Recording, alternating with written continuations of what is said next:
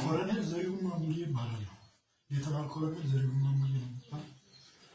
እሺ በጣም ጥሩ። አሁን ቅድም ጠይቄ በደንብ ስላልተመለሰ አሁን እንድገምልና ሁለት ጥያቄዎች። አንደኛው እንዳልኩ የመከላከያ ሰራዊት ናችሁ፣ ድንበር መጠበቅ ሲገባችሁ ወደ እንዲገቡ ተደርጋችኋል።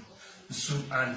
ሁለተኛ እስካሁን ከልምድ ካካበትከው አንፃር የራሱን ህዝብ በድሮን የመታ የመጀመሪያው መንግስት ነው ማለት ይቻላል። አንተ የምታውቀው ተሞክሯል እስካሁን የራሱን ህዝብ በድሮን የመታ እና ይሄንስ አሁን እንዴት ነው የምትገመግመው? እኔ በአጠቃላይ መንግስት አሁን እያደረገው ያለው ነገር ተገቢ አይደለም። ለምን መሰለህ?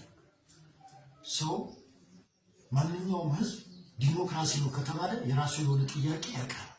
ጥያቄ በአግባቡ መመለስ አለበት። በድሮን የሚመለስ ጥያቄ ሊኖር አይችልም።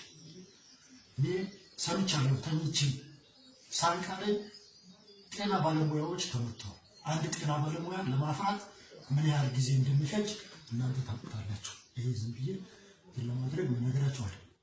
ግን በአንድ ጀንበር አንድ ሁለት ጤና ባለሙያ ሲሆን ሁለት ሶስት ጤና ባለሙያ ሲሆን በጣም አስቸጋሪ ገነተ ማርያም ላይ ትምህርት ቤት ላይ ወደቀው። ትምህርት ቤት ላይ ወደቀ። ምንም ነገር የለም።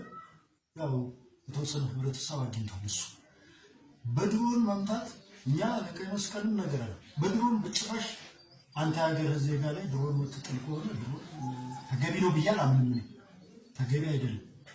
ስለዚህ የድሮን ጥቃቱ እንደተባለው ዝም ብሎ የአማራን ህዝብ ለማጥፋት የተነሳሳ አይነት ሐሳብ መስሎ ነው የሚታየኝ።